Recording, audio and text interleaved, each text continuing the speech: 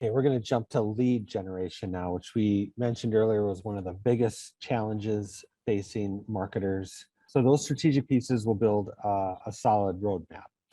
It can be hard for colleagues outside of marketing department to understand the importance of getting the strategic framework in place before firing off tactics. So that was all very helpful. Now that we are ready to move into tactics, as we've discussed, lead generation is a huge component of modern marketing strategy.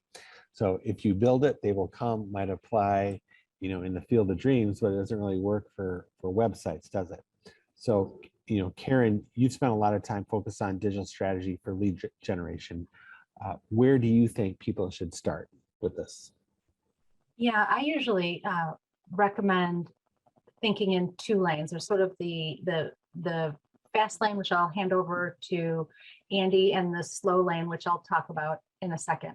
So if you think about it that way, there's two general ways to get leads. Andy, you want to talk about this part? Sure, right. So you get the sort of the short game, as it were, which just doesn't necessarily, the fast lane, as you call it, doesn't necessarily have to be short. It can be something that's ongoing, and that's on the right hand side. It's that paid search and social. I mean, essentially, you're going to get traffic in one of two ways. Broadly speaking, either people are going to be able to find you naturally because your site is ranking well, or you're going to put invest some money to get people to your site, and typically through paid search or social. So that's going, but the main thing is that build it and they will come. More often than not, we see that does not happen without effort. You've really got to put the time and effort into figuring out how to get your site to rank based on some of the ideas and the techniques that Tom shared. Starting first and foremost with, is your site indexable? Is it open to search engines? Are search engines able to make sense of it?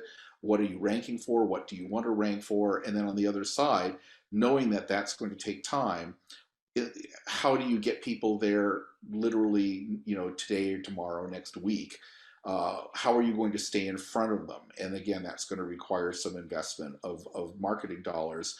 And any company that has been working in digital marketing for any length of time, it basically just accepts that as a premise, that you're going to spend a certain amount of marketing budget just in paid media to make sure that you're bidding on the right keywords, that you're promoting social posts, targeting people. We'll talk a little bit more about how specifically you can target subsequently. But the main thing is, think in both of these lanes. Think both in terms of the content strategy that's going to get people there, and the paid media strategy that is also going to bring people in the short run and get in front of them right away. So this slide shows 08's inbound strategy. So this is what inbound marketing looks like. So you can see we were getting some traffic, but in December of 2020, and I give credit to our founder, Seth, for this, we started a concentrated, formulaic, strategic inbound strategy. So we did an SEO audit. We determined the keywords that we wanted to rank for, and that we were ranking for, and that we were nearly ranking for. We used tools to help us understand search intent. We used a lot of sort of tools and measurement. We set our KPIs, and then we started producing content at a very rapid rate. And we've produced a lot of original content. It's really a marketing content machine, and we gate only a few things on our site, so that also helps us be found. And you could see that the change from less than 5,000 visitors to over 15,000 visitors in the course of a year has been a really great rise. And we'll talk a little bit about what we do once the visitors get to our site. But this is what inbound strategy could look like. You could see it doesn't happen in a day. Andy or Tom could put up advertising and do their magical targeting, and we can start getting leads right away. This takes longer, but it is, being found by Google is really the goal. Well, how about this? When we think about B2B versus B2C clients, which platforms make the most sense for which market? Well, I'll speak to the B2B side, which is a lot of what I work with. uh, without question, I mean, I'd say that Google Ads is generally going to be something that everyone's going to do. But when it comes to B2B and really being able to target, LinkedIn has just got it all over all of the other platforms. It's more expensive, but you can get so specific about job things, specific characteristics of your target audience. So if you know, for example, that you're only targeting senior level people and you really want nobody below the director level, LinkedIn can deliver that. If you know that they need to be in certain types of job functional areas, such as media and communications or operations or entrepreneurship, LinkedIn can deliver that as well.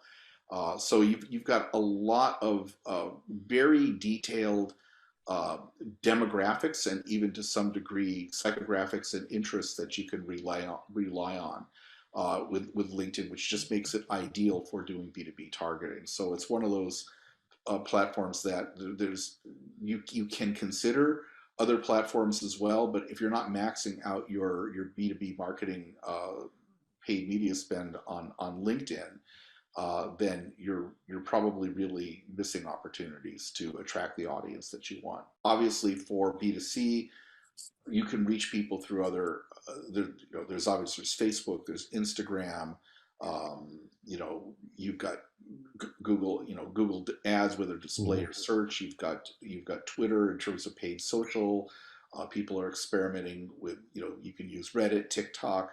There's a lot of different platforms, Pinterest, and each one of them has their way of getting at a specific audience. But again, from a B2B standpoint, and that's mostly what I work with, you're dealing with institutional buyers who are buying by committee, and you need to ideally get to that ideal customer profile as quickly as possible. For some of those like campaigns that we're doing, it seems like different pieces of content or some kind of value is needed to be incorporated to the prospect. So can you guys elaborate on like the type of assets we create that are developed for some of these campaigns? Yeah, I'd be happy to talk about that. Um, Before people know you, when they're sort of at the top of the funnel, they're not ready to sit down with a meeting. They're not ready to buy. They're just sort of finding information. So one of the best things we could do is provide some sort of lead generation asset. We're looking at some ebooks that we've developed for different clients. It could be an infographic. It could be a downloadable poster. It's just something of value that you're willing to give away for free in exchange for their email address. And then once you have that, you can get them to opt in, and then you start a conversation with them. It's sort of a nurturing strategy. So what it is, what you provide to them depends on your client and your audience. Ebooks are very popular, but what you really want to do is just start that conversation. It's so hard to just jump down to the bottom of the funnel if they're not ready to buy today, particularly in B2B. The asset that you create, whether that's a white paper, whether it's some kind of report or infographic or ebook, is essentially the incentive for people to step forward or raise their hand and say, "Hey, I'm interested in this. Tell me more." And that may mean essentially the first step in creating a relationship. Think of it as a first date. So you have to get to know these folks, and they need to identify themselves. So of course, a lead form is the way that's going to happen. Typically, a lead form you'll find it on a landing page of a website. But one of the ways that you can shortcut that process is to keep people use a native lead form on the platform itself. And LinkedIn, again, provides an example of this.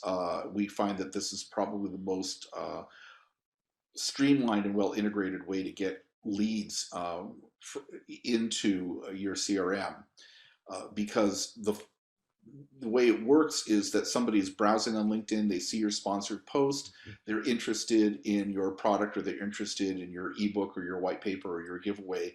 They click through to request it.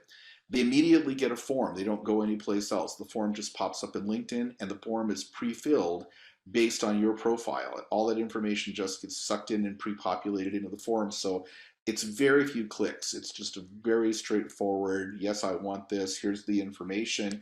It's already there. You might tweak it a little bit, you hit submit, and then voila, you just get right to the asset. Meanwhile, the information in the form that you just filled out is being transmitted directly to your CRM. In this case, we're using HubSpot as an example because they've got a very nice native integration just built in between LinkedIn and HubSpot. So as soon as this form gets submitted, that contact is created in HubSpot. You have all of the information about which ad they clicked on and which campaign, etc. They will get the asset, and then you can begin to trigger an email workflow to nurture that lead along and create a conversation and create a relationship with them, which we'll address in the next section.